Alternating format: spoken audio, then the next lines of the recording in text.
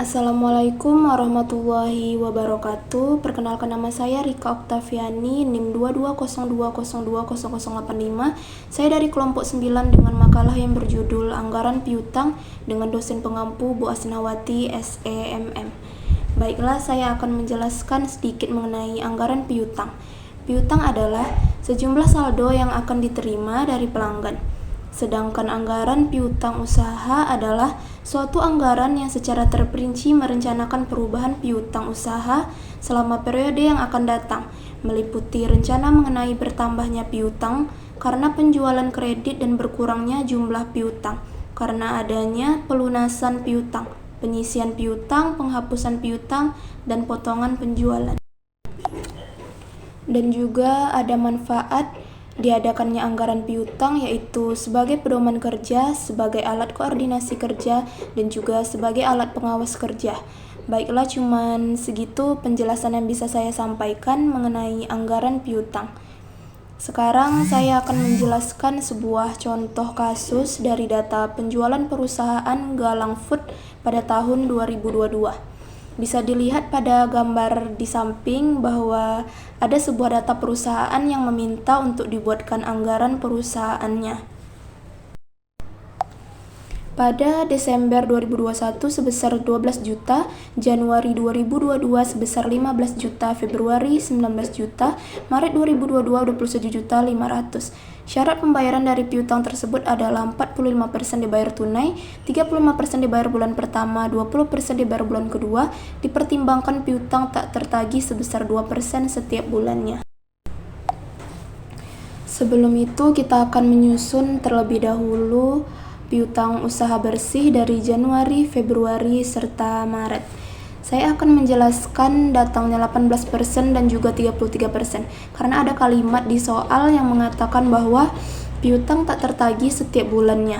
Jadi 18% dapat dari penjumlahan 20% dikurang 2% hasilnya 18%, sedangkan 33% dapat dari 35% dikurang 2% dan hasilnya 33%. Baiklah, kita akan mencari terlebih dahulu piutang usaha bersihnya, yaitu Januari 18% dikali 12 juta ditambah 33% kali 15 juta hasilnya 7.200.000. Februari 18% dikali 15 juta ditambah 33% kali 19 juta hasilnya 8.970.000. Dan Maret 18% kali 19 juta ditambah 33% kali 21 juta hasilnya 10.515.000. Dan selanjutnya kita akan mencari piutang tak tertagihnya. Desember 2% dikali 12 juta 500 yaitu 250.000. Januari 2% dikali 15 juta yaitu 300.000. Februari 2% dikali 19 juta yaitu 380.000. Maret 2% dikali 21.500.000 yaitu 430.000.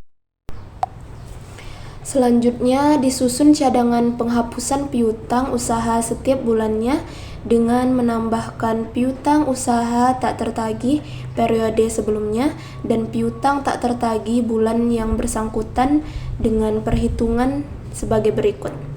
Januari 250.000 tambah 300.000 yaitu 550.000, Februari 300.000 tambah 380.000 yaitu 680.000, Maret 380.000 tambah 430.000 yaitu 810.000.